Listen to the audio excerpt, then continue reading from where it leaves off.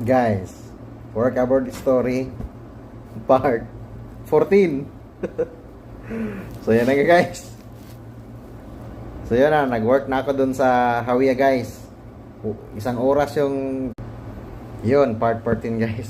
So nag-work na kami sa Hawia guys, yung project na gas compression plant doon. So yung main contractor is Technicas Renewadas, ang subcon is yung Gulf Asia pa rin.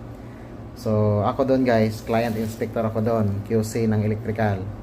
So electrical yung trabaho ko guys, inspector, at the same time hawak ko na rin yung pre-commissioning ng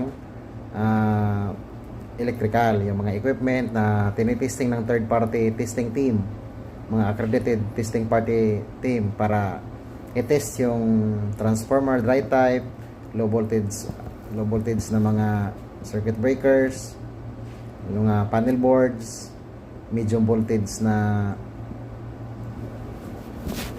panel boards guys, mga motors, mga panel boards, high voltage na SF6 gas insulated switchgear, tapos high voltage na transformers, mga oil immersed transformers. Yun guys, nag-stay ako naman doon sa Hawia guys, isang taon, whole month ng 2021. Isang taon kalahati pala guys. January 2021 hanggang July 2022. So isang taon ako, 7 buwan.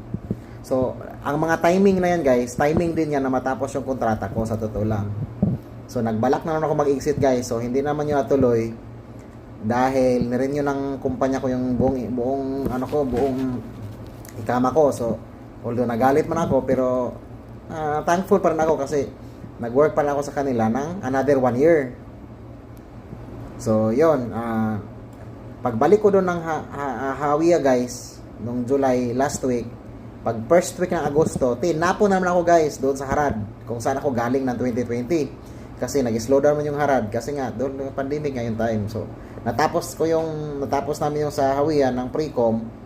Tapos wala nang ganong trabaho, tinapon naman ako doon sa Harad ulit. So nandun ako guys,